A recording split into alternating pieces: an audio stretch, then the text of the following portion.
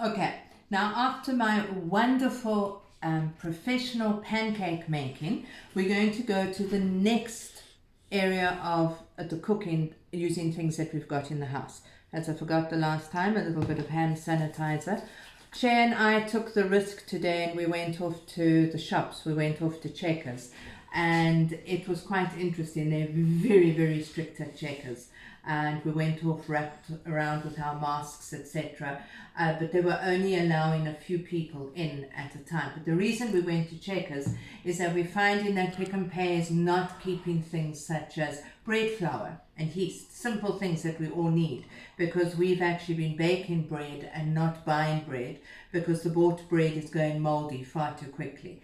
So just a tip for those of you, Checkers is keeping bread flour and the stone ground and the Eureka flour, so it was lovely, but very, very strict. Only a few people allowed in the shop at a time.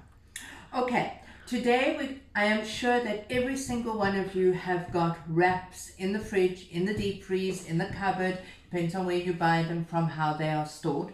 We've always got wraps in the house, but I don't like wraps. I don't like the actual wrap. In other words, with the ingredients folded into it. So we are going to use the wraps today to make quesadillas or quesadillas. It's not that, it's quesadillas. We're going to use... Quesadillas is what people say. It's quesadillas. It's quesadillas. And we're going to use it to make... using stuff that is in the kitchen, okay, to make them. So it's quick and it's easy and it makes a divine accompaniment to soup or just to eat as it is, okay. Your wrap, okay, these are sun-dried tomato wraps. It's the small one.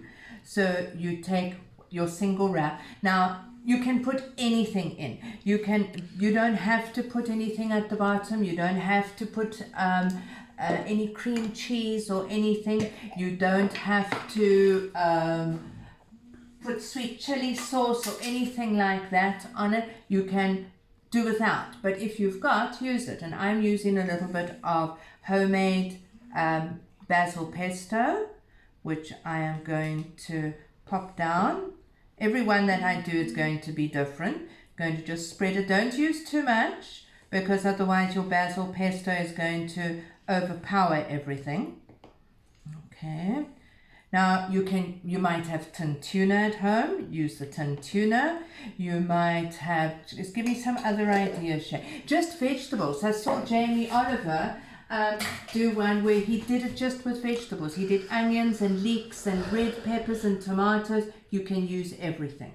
Beef, you can do a beef one. Beef one. We are going to use a mixture of red pepper and pepper dews, just because it's got that lovely tangy flavor to it. Cut it up quite small, okay, that you don't want too bigger pieces, otherwise you're going to have a problem. Mainly a problem tipping it over, which I hope I'm going to be able to do, considering I couldn't do the pancake properly. Then we are going to use, we've got leftover chicken, so you just shred your chicken. If you've got leftover bolognese, so long as it is, the mince isn't too wet, use the bolognese. Steak, just plain vegetarian ones. Beans, I mean your classical quesadillas are made with your black beans and not your chickpeas, they're a little bit too hard. They pop out. And corn and stuff like that. Corn, all of those. I mean, quesadillas are just, we love them. Okay, I'm just going to spread a little bit of that chicken on. Now, you need the most important part of a quesadilla is the glue. And the glue cheese. is your cheese. Okay, you have to have your glue. This is a strong cheddar. You can use any cheddar. You can use Gouda. You can use mozzarella. It doesn't matter, but you do need the cheese. Okay, you're doing a double stuffed one there. Nice lot of that on. Okay, now I'm not putting anything else on. I am not using salt and pepper because the cheese that we're using is very strong. Okay, then you take your next, whoop, that one looks like somebody took a bite out of it. Take your other wrap topping and just press it down. Okay. Now I'm not going to make another one. I'm just doing this one as an example, so I can put these aside. Heat up a frying pan, okay, quite hot to start off with, and then you're going to turn the heat down. No oil, nothing like that, because You can't. The reason you have to turn the heat down is if it's too hot, it's going to cook your pita or your tortilla and not melt the cheese in the middle. Okay, so we're going to turn. You're not putting down. oil in the pan. Pardon? No oil in the pan. No oil in the pan. No. Okay, very, very carefully lift it and put it in. Okay, and let it just sit and cook. Now, while that's doing it, I'm going to, we again, using all leftovers, take a bit of avocado pear, mash it up. Okay, use a fork. Now, we're not quite making guacamole because once again, we're looking at what is and isn't in the fridge. Your guacamole normally has onion in it. It's got spring onions, all of those sort of things, but we're not going to put that in. I am going to put a little bit of chipotle because we want a bit of heat. Okay, put that in there, and a little bit of salt and pepper. Okay, and a squeeze of lemon that has disappeared. There it is. Squeeze of lemon. Squeeze your lemon through your fingers so that you don't get the pips. Okay, get that all mixed in. Okay, while I'm doing this, I better watch that I'm not burning the quesadilla. Nope.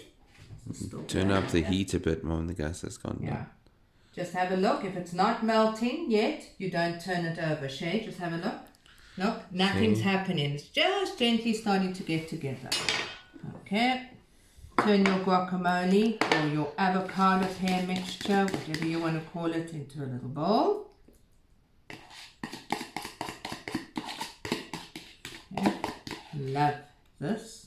Okay, there, nice and rough, not all smooth.